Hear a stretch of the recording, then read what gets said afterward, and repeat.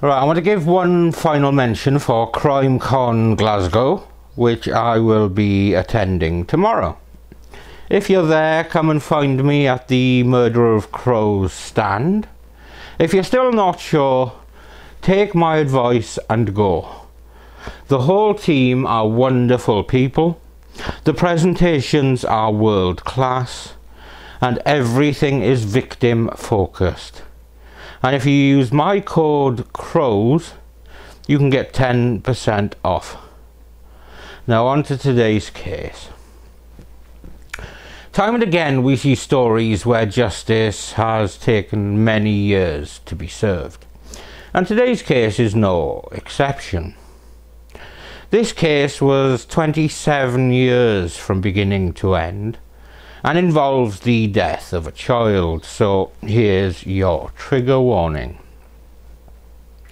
A teenager was found dead near a river in Dumbartonshire in 1996, and it was not until, well, this year really, that the case reached a conclusion.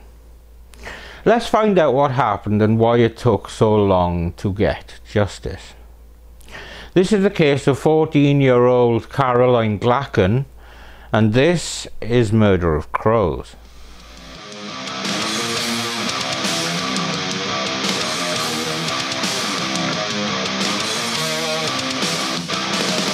You say that you're ready, but you won't like it. You say that you're ready, but you won't like it. Silence all the crows, lining up in little rows. A sudden chill surrounds me. Silence all the crows, see come out and say you're old. A sudden chill.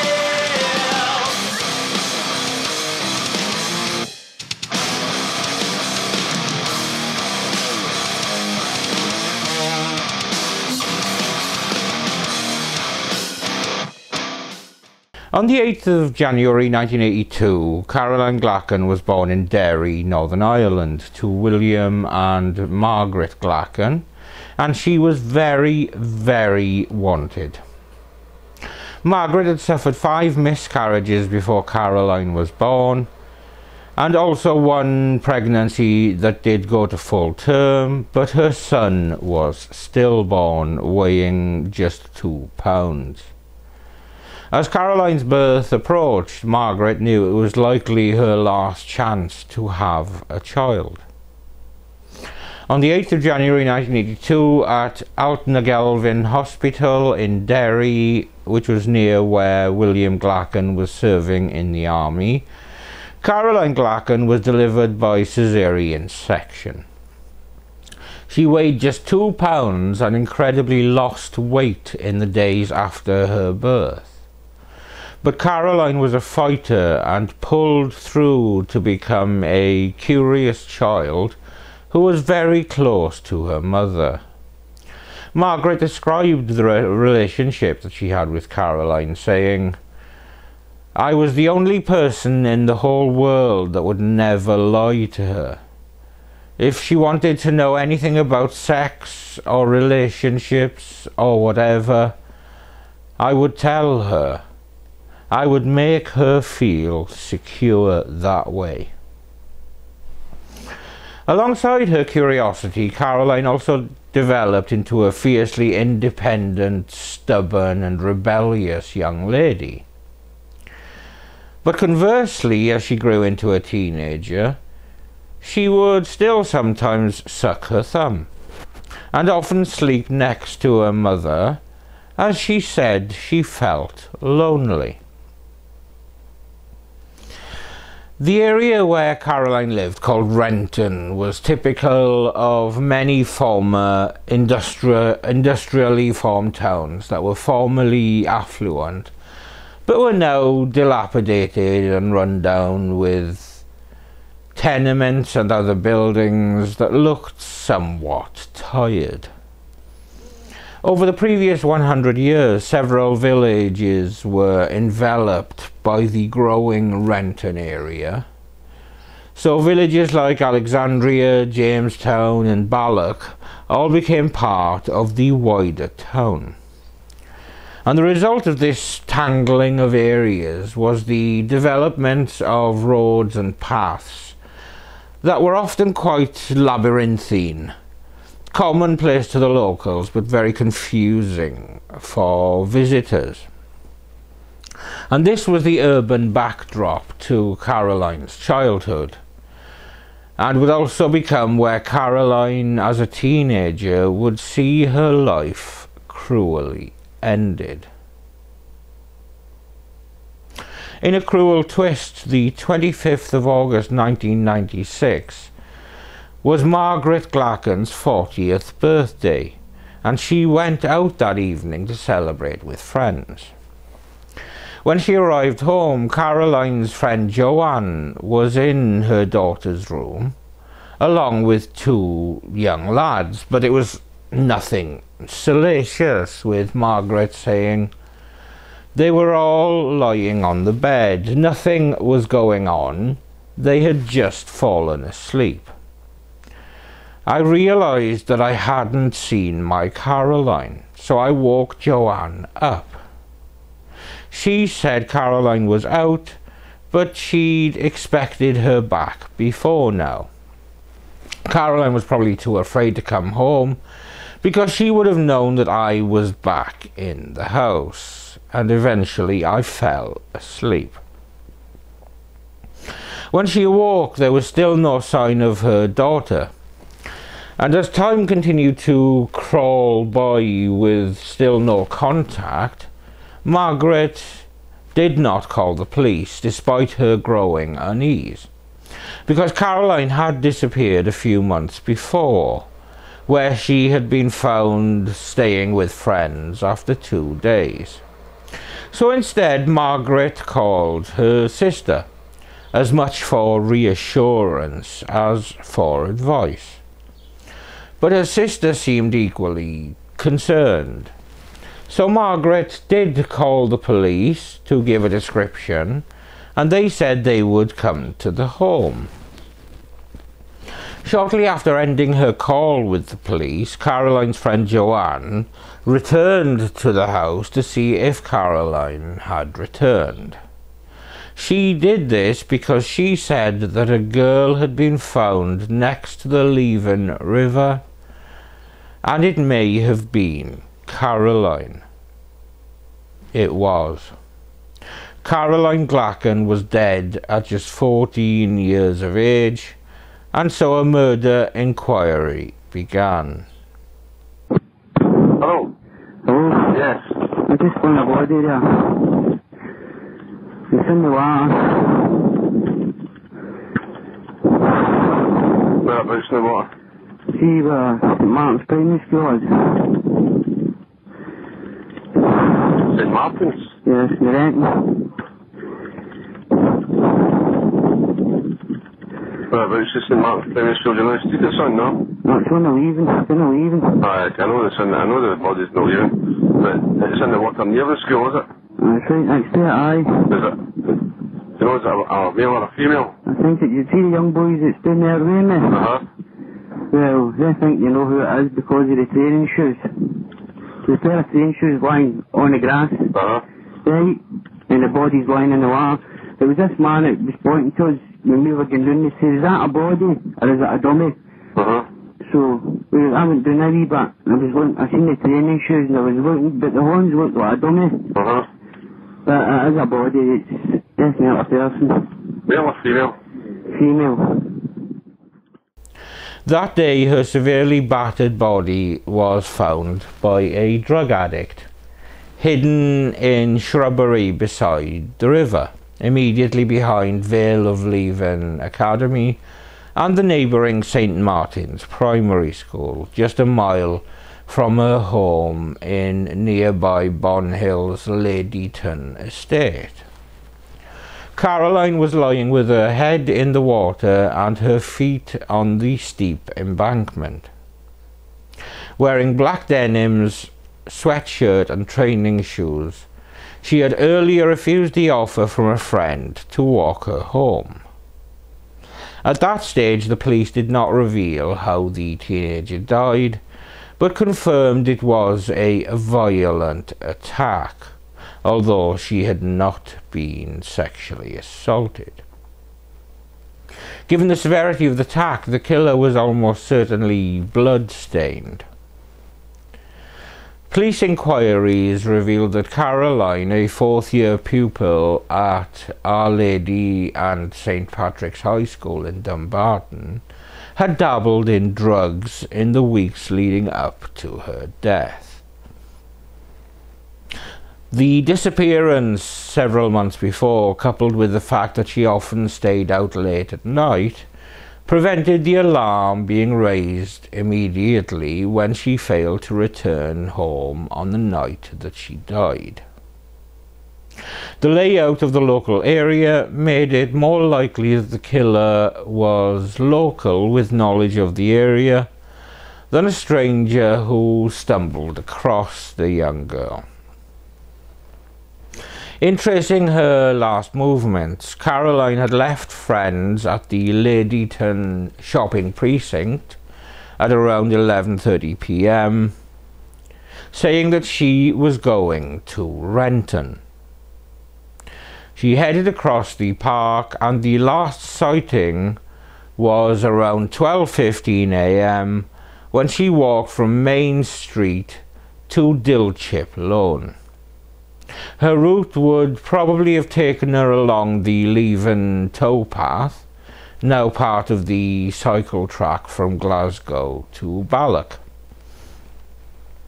A taxi driver who had known Caroline since she was a child saw her and wondered what she was doing out so late by herself. There was someone behind her, although that person wasn't necessarily the murderer. That person could just have been walking home. The police were not able to discover who that person was, but a witness did describe hearing screams around 12:15 or 12:30 a.m. Little further progress was made, and the BBC Crime Watch programme broadcast an appeal for information in December of 1996. 2 months after Caroline's death, police issued an artist's impression of a hooded man, an identikit picture of a potential suspect. This drawing quickly became a face well known to locals. "It looks like so-and-so," they would say, but no one was ever willing to point the finger. No information aiding the inquiry was developed, and the image only really served to foster the feeling of unease in the community, where it seemed likely that one of their own had killed this young girl.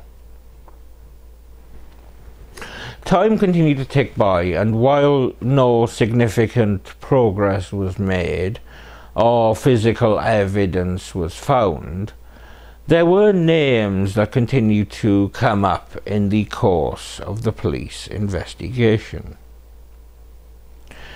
Andrew Kelly and his girlfriend Sarah Jane O'Neill, as well as Robbie O'Brien and his girlfriend Donna Marie Brand, were names that continued to circulate in the local area. But there was not enough evidence for them to be arrested and charged.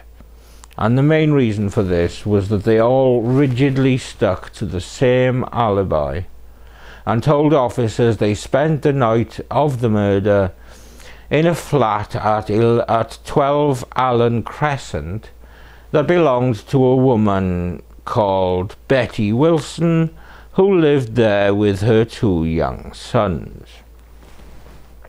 Months turned to years, and the reviews of the case that happened still hit the same obstacles. But when Police Scotland's major investigation team began looking at the case again in 2019, They decided to start from scratch, and Senior Investigating Officer Detective Inspector Stuart Granger. Their efforts were hampered by the lack of evidence and resources that were commonplace in the 21st century, but were sadly lacking in 1996. There was little in the way of phone information, computer information, or CCTV, so there was no digital footprinting possible. There was no DNA evidence stored away, and no murder weapon had been found. Their strategy then needed to focus on witnesses, and they needed to revisit local people, some of whom had been questioned at the time, with others who had either never been questioned or had not cooperated with the police at the time. They would soon discover that some people who had been questioned at the time were now dead, but others proved more cooperative because they were now parents themselves. Detective Inspector Granger said, "I stripped it right back and took it into sections. One of the first things that we looked at was the house-to-house inquiries. So in order to test the alibi of O'Brien, Brand and Kelly, detectives began to trace everyone who lived in Allen Crescent in August of 1996, including residents who were children at the time, with Granger saying, ultimately it led us to a real key witness in this case, and this was the upstairs neighbour of Betty Wilson.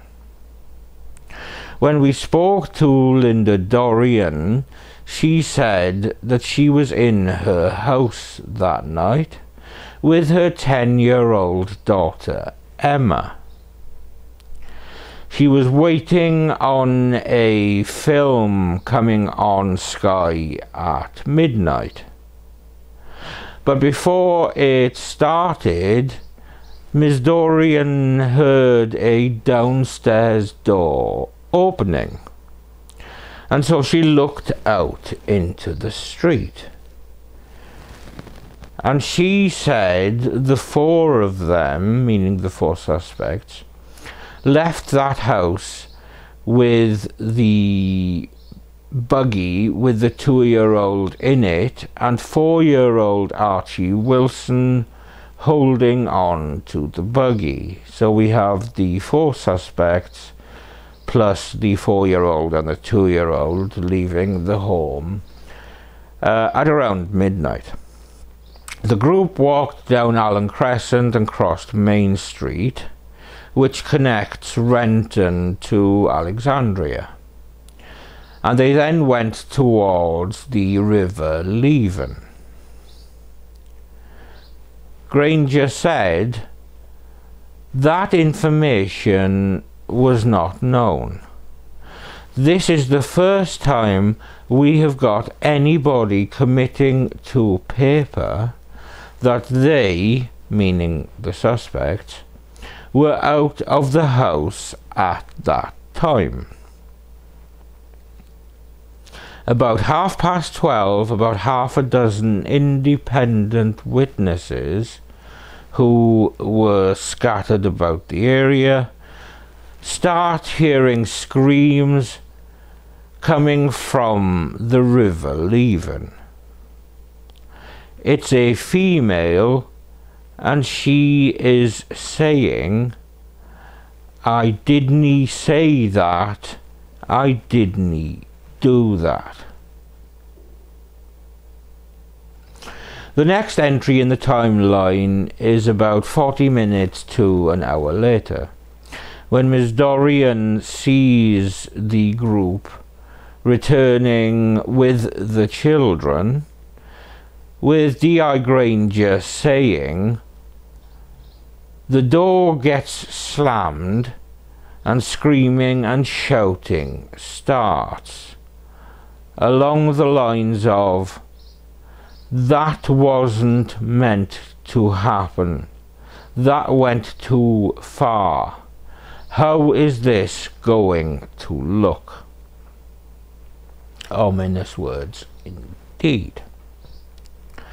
Detective Inspector Granger said, "That was huge for us, and that's what saw us focusing on the four of them." Granger also said it appeared that the relevant questions were simply not asked at the time, with Granger continuing on to say, "It's our job to ask the questions and get that information." He said that another obstacle was that in the late 1990s, heroin was rife in Renton, and the surrounding area, and several potential witnesses were criminals themselves who lived chaotic lifestyles. There was also a culture of fear around the central figure in the case, with the detective saying, "Robbie O'Brien was from a particular family in that area, a family who had quite a lot of control, and there was a certain element of you don't want to speak out." The teenage foursome were all drug users who shoplifted to fund their habits. Robbie O'Brien, who was 18 at the time, was in a relationship with Donna Marie Brand, who herself was 17 and was pregnant at the time of the murder. But Robbie was also seeing 14-year-old Caroline, who was said to be infatuated with him. The relationship started that summer, and the couple had attended the Oasis concert at Balloch Castle Country Park just 3 weeks before the murder. The schoolgirl's mother and friends disapproved and were aware that O'Brien, who was described by police as a violent bully, had previously assaulted Caroline. Officers established that when Brand went home on a Saturday night, O'Brien would normally arrange to meet Caroline at a bridge over the river. By this time in 2021, the police felt they had enough to arrest and charge the assailants. Sarah Jane O'Neill had already died by this time, But Robbie O'Brien, Donna Brand and Andrew Kelly, by now all in their 40s, were charged with the murder of Caroline Glachan. When the case came to trial in 2023, the full story of the night that Caroline Glachan was beaten to death would be made clear.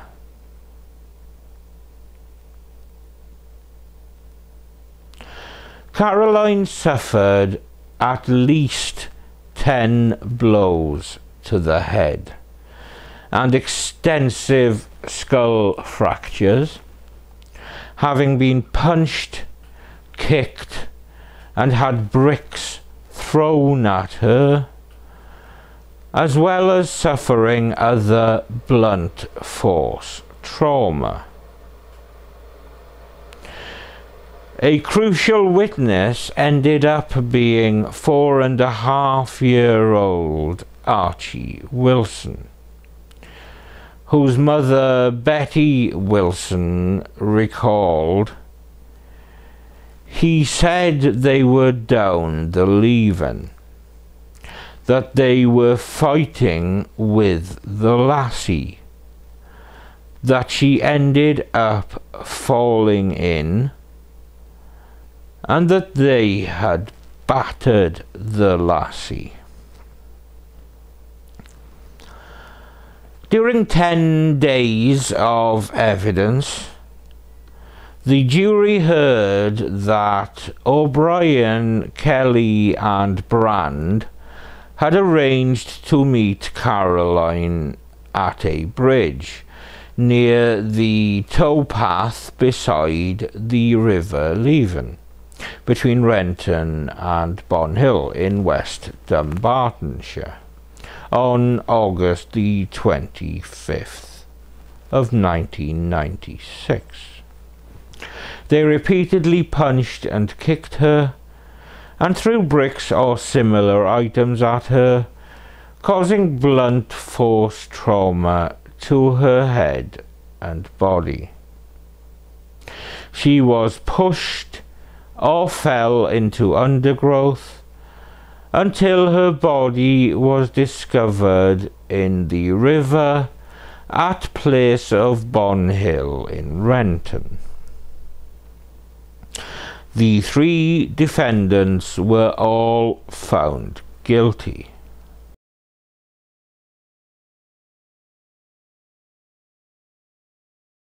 '96, 14-year-old Caroline Glachan and her friend were walking near local shops in Bonhill. Caroline was last seen around 12:15 a.m. She never made it home. Her body was found on the water's edge of the River Leven on Sunday, 25th of August, 1996. Robbie O'Brien, Andrew Kelly and Donna Brand violently attacked and murdered Caroline. Following a standard review of cold cases in 2019, the case was submitted to the Major Investigation Team for re-investigation. Following work carried out by the MITs, new information was obtained which discredited the alibi of the accused. Today, after 27 years, her killers have been convicted. For Caroline's family, friends and the community of Bonhill, justice has been served today. Justice has been served for Caroline, but at the heart of this is a mother, father and extended family. Caroline's family and friends have had to endure years of not knowing who killed her. Their lives changed forever the day Caroline was murdered. They were robbed of having a future with her and seeing her grow from a young girl into a young woman. In 2019, we launched the re-investigation into Caroline's murder. We re-examined every piece of evidence from the original inquiry. We took more than 200 statements from people who had not previously spoken to the police and uncovered new information. Through conventional policing methods, we built up a picture of evidence which discredited the alibi of the accused. Nothing will bring Caroline back or lessen the heartache her family and friends live with, but I hope that today's verdict... O'Brien and Kelly were jailed for life when they appeared for sentencing at the High Court in Glasgow on the 15th of January 2024. O'Brien was ordered to serve a minimum of 22 years behind bars, while Kelly was handed a minimum of 18 years. Brand was unable to attend the sentencing hearing as she was in hospital with a respiratory infection and was due to be sentenced in March, but was deemed still too unwell, so we are still waiting for her sentencing to occur. The judge described the actions of the two men who murdered Caroline Glachan as brutal, depraved and above all wicked. Robert O'Brien, who was the principal perpetrator, was jailed for life and will serve a minimum of 22 years in prison. Andrew Kelly will serve a minimum of 18 years. The crime is made still worse, if that is possible, by the fact that having assaulted her and rendered her unconscious, you then left her face down in the River Leven, still alive at that point, and while she may have died in any event from the injuries inflicted upon her, the fact is that she died from drowning. Caroline Glachan's mother has waited 27 years for justice. In a victim impact statement, she said that Caroline's death had caused a void in her life that cannot be filled. I know it might not look like it, but I am over the moon. I just couldn't have asked for anything better. I don't think closure is the right word, but justice is certainly the right word. A third accused, Donna Marie Brand, was too ill to be sentenced today. She will return to court in March. Speaking outside court after the three had originally been found guilty, Caroline's mother, Margaret Glachan, now Margaret McKeach, said it was a great day to see her daughter's killers convicted. She said, "This is a day we never thought would happen. It will not bring her back, but at least we know who was responsible and that they are serving time, because for the last 25 years they've had their Christmases and birthdays, but my Caroline has been in the ground." Mother Margaret came into the Scotland Tonight studio for her only TV interview of the day. She was joined by her husband Alan to reflect on the long and painful wait for justice. Margaret, the killers were sentenced today, and do you get a sense that you and Caroline have had justice? There is a sense of justice. I think a lot of people think, right, well, now it's closure, but I don't see it as closure. I don't think closure is the right word for today. Justice is the right word today. Closure is, I still don't have a daughter, so how can you close off on that? So I think, yeah, justice has been done today. And Alan, you've been with Margaret the whole way. What was your feeling today? I was happy to see them going down today for the length of time that they got. It's been a long time, as you say. And as Alan says, that's been 26 years.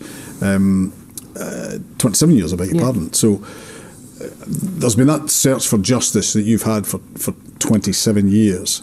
And you were in the court every day. Give us a sense of what that length of time was, what it was like waiting that long and then being in the court and seeing it finally come to pass. Like years, I think hope is what I had. Hope that they would catch whoever did it, although I had a feeling, I think as most people did, as to who they were, but proving it was a different thing. But that was hard. That was knowing who probably done it, having to see them sometimes, you know, in the passing and knowing what they'd done. It's hard. The only thing I hope I had was that they would catch them. If I didn't have hope, then I didn't have anything. So it's hard to get out your bed and go to work and do the dishes, you know, just normal things with that constantly there. And just touching on that again, people that you think were responsible for killing your daughter, you're seeing them in the community, and you know that people in the community know that they're the killers. Yeah. What's that like? It's quite a hard pill to swallow, and you don't want to see in because you don't want to jeopardise any kind of investigation. So it's hard as a mother, never mind anything else, but particularly as a mother, not to go to them and, you know, and say anything. Or it takes a lot of strength. It takes a lot of strength to go over the years and just to keep going. Why did you stay there? Because I had to see this through to the end. Caroline's not here, but I'm here, so I have to be here for her to see it through. Come with me. And Alan, what did you have to do to support Margaret in this? What was it like for you? It was very difficult. Very difficult. Just got to try my best to support it as we go along. As times went on, it's got harder to support her. There's lots of times when we thought, is it ever going to get solved? But since the cold case team came into the operation, that seems to be the thing that changed it. And you were in court for every day, Margaret. What was it like hearing what you were hearing? To see the injuries to her to start, that was I knew that she had been hit in the head and such like. I mean, but to hear it and then to see the actual extent to the injuries was really quite harrowing. It was like, and to look at that and to see the injuries, and then to look in front of me and there's 3 people that were responsible, it was hard for me to keep in my chair. And the defence lawyers? Defence lawyers were, Robbie O'Brien's lawyer in particular was quite, obviously he's doing his job, he's got to defend his and I'm quite understanding of that. But from a mother's point of view, for me to sit there and listen to him, you know, give her a character assassination and not be able to defend her, that was hard. Tell us about Caroline. What was she like? She was 14. She wasn't an angel. She, like any teenagers, they don't come in when they're supposed to come in. They go to places they're not supposed to go. They're with people that you'd rather they weren't with. But that is part of growing up. That is part of learning. But she was a caring person, very loyal person, and if she thought that you were her friend, then you had Caroline's loyalty to the end, you know. Very family orientated. I mean, when she was out and about with her friends, she would often stop in at my mum's, ask how she is, make her a cup of tea and then go out with her friends. So that's the kind of person that she was, know what they were portraying her to be in. And Alan, you were only in Caroline's life for a year. What sort of girl do you remember? A very fun, happy, go-lucky girl. Yeah, I liked her pretty much from the very start. She's full of life, you know. Basically, that was it. And she was a very, obviously a much loved daughter, but a much sought-after daughter because she had a tough start to life. She did, yeah. She was 2 pounds, some ounces, and then obviously she lost a bit of weight, as most babies do. So she was £1 4 ounces. So it was quite, for to get her past that. I mean, she was quite a healthy kid. Looking at her, you wouldn't think that she had such a rocky start like that. But she was just a lover of life. She always had somewhere to go and somebody to see, you know, that kind of, quite noisy. And that's what I miss. Because for all she was very slight built, you knew she was in the house. But she was your only child? She was my only child. And you'd had other disappointments? I had other disappointments. I had actually a wee boy buried in Cartrick. That was stillborn, and then I had lost another, others at various stages in pregnancy, all in like 5. So Caroline was the 6th sort of attempt, and that was, that would have been my last attempt. I know, like when I'd lost them, I'd say, right, that's it, I'm never trying again. But once you go over that, you think, right, okay. But this time I knew that it was the last time, and I got her, And had Caroline grown up, she would have been 42 last week, last week. You feel you missed out on everything? I mean, they've took Caroline as a body, but they have took away such a great deal from me, not just Caroline's body. They've took away, I'll never be a grandmother, I'll not see her walking down the aisle. All these things that I go to other folks, children's weddings and christenings, and so there's always that reminder that these are things that I'm never going to have, and that's what they've took. Do you feel this was the result of a re-investigation? Do you feel the original inquiry was flawed, should have done more?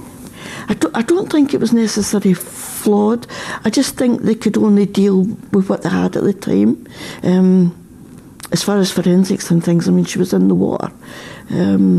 So that was and then there was people that were coming forward now with a new investigation that weren't at the time, and that was due to their chaotic lifestyle, their drug habits, and mainly fear factor. There was fear in the renting at the time, and everybody was told to keep their mouth shut, So if you're 16, 17, 18, you're scared. How do you think of Caroline now? You spoke previously about you dreamt about her a lot. Is that still the same? To me, she's still 14, because I can't see past her at 14. I mean, she is 14. She thought she was 34, but she was 14. Such a quirky person, just. And forever 14 as far as forever 14, yeah. Well, Margaret and Alan, thank you both for sharing your stories with us in Scotland tonight. Really appreciate you. Thanks, coming. Thank you. So that was the tragic 27 to 28 year pursuit for justice for 14-year-old Caroline Glachan, who was seemingly killed for falling in love with the wrong guy. A guy who, along with his fellow cockwomble friends, decided to bully the girl in the most extreme of ways, leading to her death. The new investigation by Stuart Granger and his team was great police work, and they deserve great credit for not allowing Caroline's death to go unpunished. This video is, of course, dedicated to Caroline Glachan, whose life was ended before it had really had a chance to begin. She was full of potential, and as her mother's only child, she was adored and cherished, and obviously missed so terribly. I hope Caroline is at peace, and that the life sentences for the killers give Margaret a degree of closure. Thank you for watching another episode of Murder of Crows. I'm Steve. Samson is around and about, being a bit of a diva as usual. But with that said, I'm Steve, and I'll see you when I see you, which will be after CrimeCon Glasgow.